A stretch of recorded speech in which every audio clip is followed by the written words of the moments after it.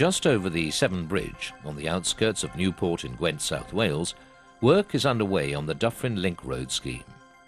Claims, adversarial behaviour and extensions of time, all elements of a traditional contract, don't exist on this scheme.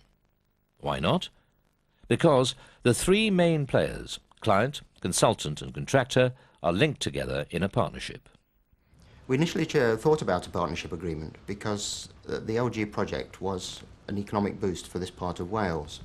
And we needed, in view of the short time period, to look for something which reduced the design and supervision costs, which reduced the tendering period, and also enabled us to guarantee that we would deliver on time to give the Koreans confidence in coming into Wales. The diagram shows the existing road network around Newport. The Southern Distributor Road is to be constructed around the town to ease congestion. The Dyffryn Link will eventually form part of the Southern Distributor Road. The link is being constructed first to give access to a new LG factory, which will employ 1,600 locals. Access has to be given by June the 1st, 1997, to allow LG to construct their factory. What we've tried to do is to compare this scheme with a similar scheme that we've just finished. The initial, it's probably unfair to compare the preliminary design and the CPO, but the detailed design and tendering process and construction was actually a quarter of the time that this dummy scheme took. That was 4 years, and our scheme has actually taken a year. So will take a year. So there's considerable improvement in time of provision for the road access.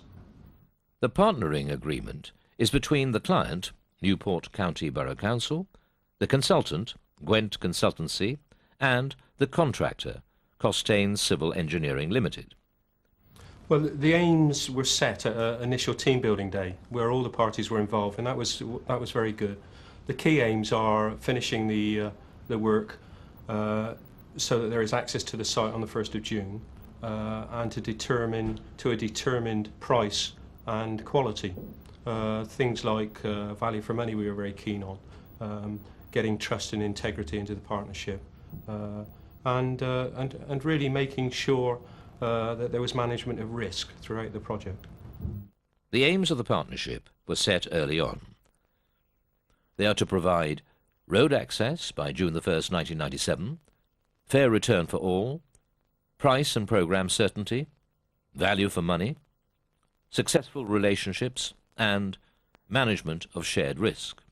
The procurement process started with an advertisement in the European Journal, and whilst we were waiting for the responses to that, we devised an assessment procedure. From a long list, we reduced to a short list of about 6 contractors, who were eventually reduced to 2. And the sort of things we were looking for were the capability of the contractor, the experience in this sort of work, but I think most importantly, we needed to choose somebody who we felt would fit in with the team. The team approach allows us to maximise our technical and commercial skills to the benefit of all parties in a win-win situation, and it allows the benefits of those to come through in value engineering, commercial benefits to the scheme, and ultimately a cheaper scheme for all parties. It's a market sector which is developing rapidly as clients realise that those benefits are there to be achieved, and we obviously want to maximise our involvement in that market sector. The partnering team is split into 2 levels, the management team and the project team. The management team set the partnership up, sets strategic goals, monitors costs and programme, and resolves disputes. The project team deals with the day-to-day design and construction, cost control, programming, statutory authorities and other third-party liaisons.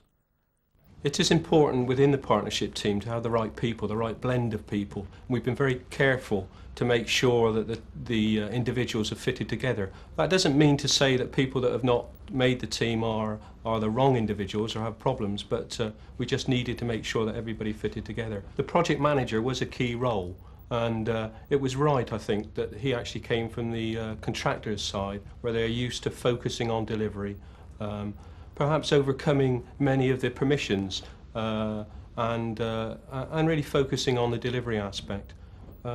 In terms of the design, they have had to feed the contractor as he's gone through the scheme, and that has actually meant that people have operated outside their comfort zone. Similarly with the client, he's had to make decisions at the coalface where normally he has time to step back perhaps and consider things.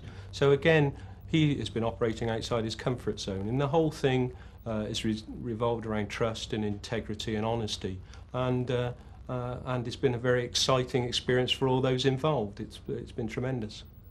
As a result of this close working relationship, the development of new ideas, problem solving and suggestions could be taken on board very quickly. This, of course, was necessary with such a short project period. In keeping with this, there's an open book policy on site for all correspondence with a central filing system.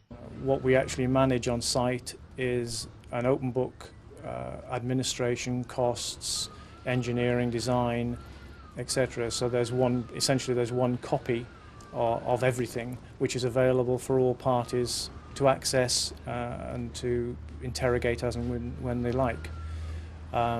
The cost system is a Costain system which is managed through our head office, but copies of all that data are available on site to all of the parties within the partnership.